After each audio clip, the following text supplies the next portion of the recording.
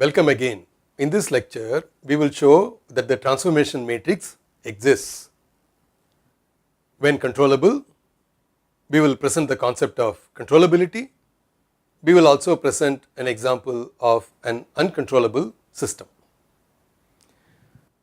I am going to give a quick summary of pole placement control, which we have already seen. Let us go a little fast now. Here is the plant that we want to control. Here is the feedback control law. When we close the loop, we get this expression, and we get the closed loop characteristic polynomial as given here, and we want this to be equal to a desired polynomial as given here.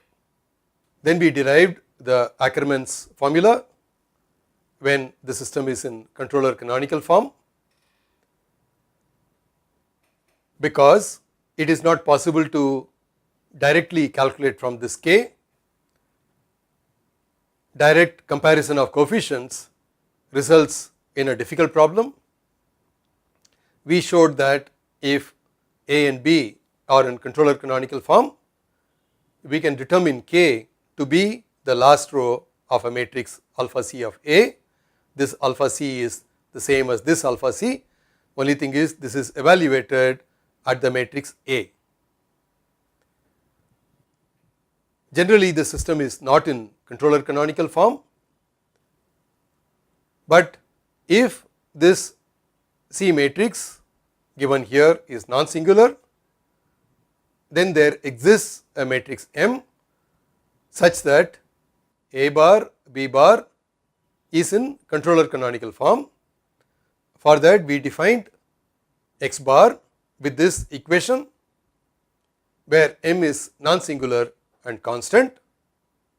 We assumed the existence of this matrix M, and we got this transformed state space equation with A bar, B bar given here. Of course, we have to prove the validity of this M, which is what we will do in this video. So we have the expressions for A bar and B bar,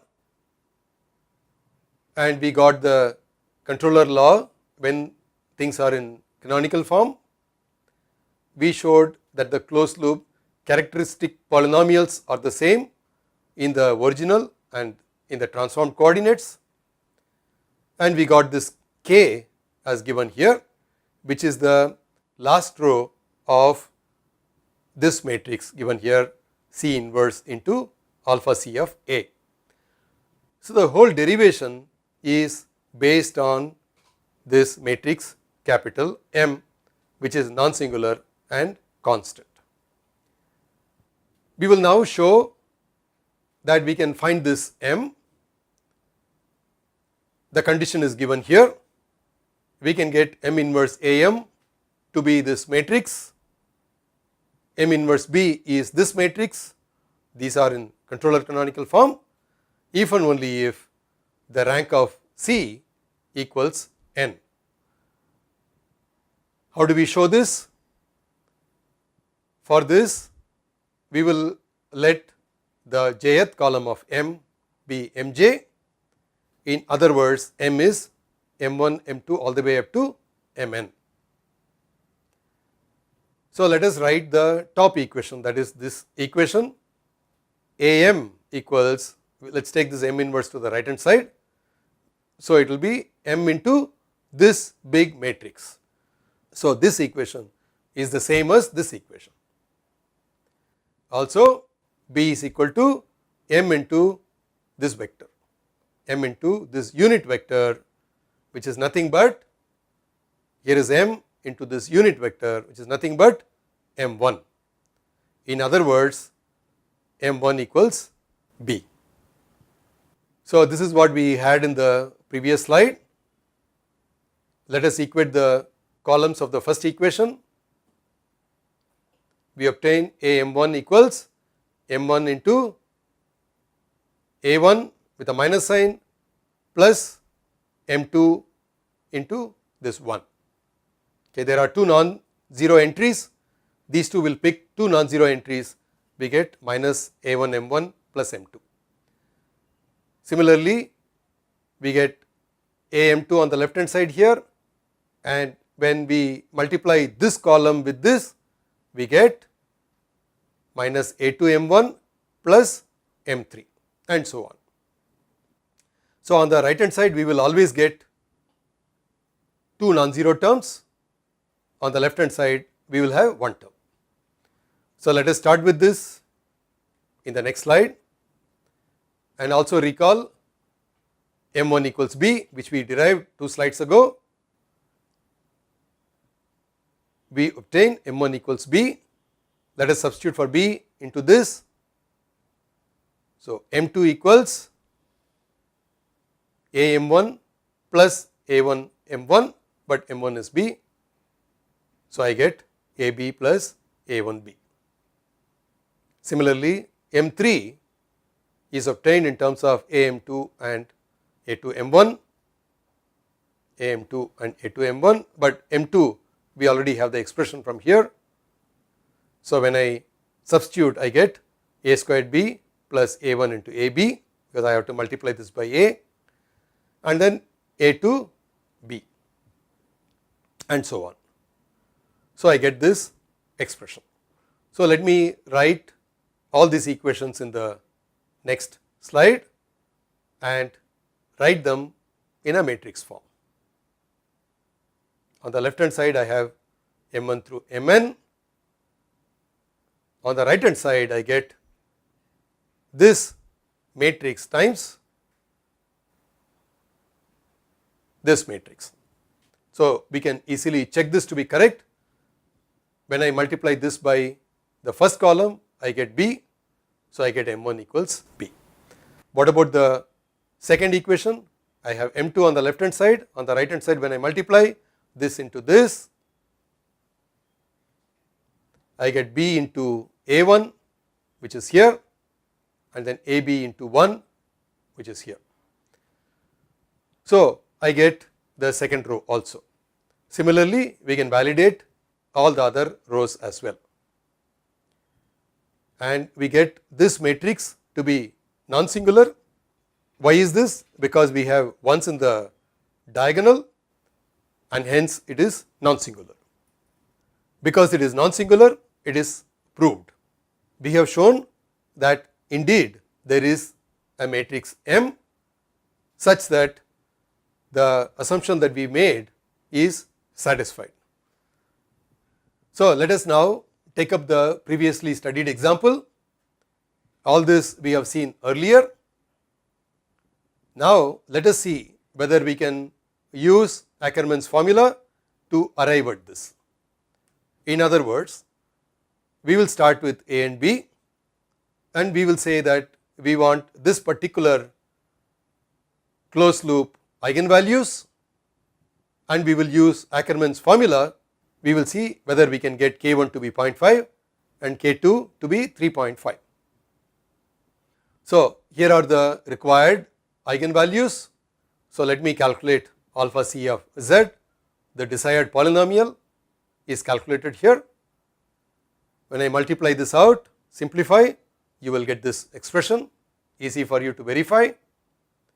So let us calculate alpha c of A. So in the place of z squared I put A,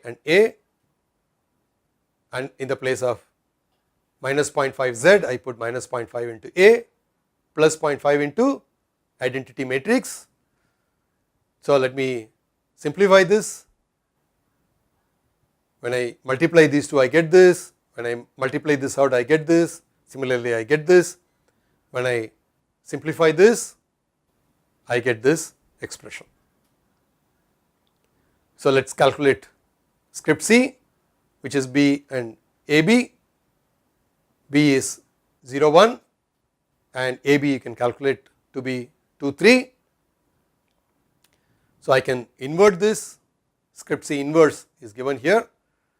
Remember our earlier statement about finding inverses. Normally one never inverts a matrix to solve large systems of equations, but here we have a simple expression, so we can write this by observation. So let us write the Ackermann's formula, which is En transpose is 0 1 and C inverse is given here, minus half is given here, and I have written this matrix here, and alpha C of A is obtained here. So I have written it here. What I will do is I will simplify the terms given in blue. This 0 1 picks the last row, so I get this minus 1 0, all other terms are the same.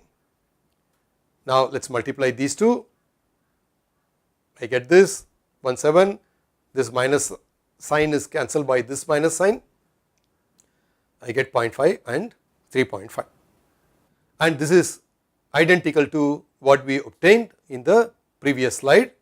In the previous slide we started with 0.5 and 3.5 and arrived at these eigenvalues. Here we did the reverse, we assumed that we wanted these values and we got the same K1 and K2 values. So now we will formally define controllability. We can place the poles of the closed loop system at any place provided this matrix is non-singular.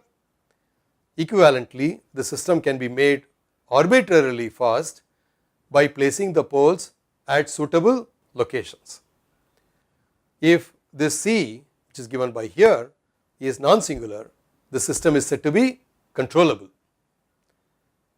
Let us see the example of a controllable system.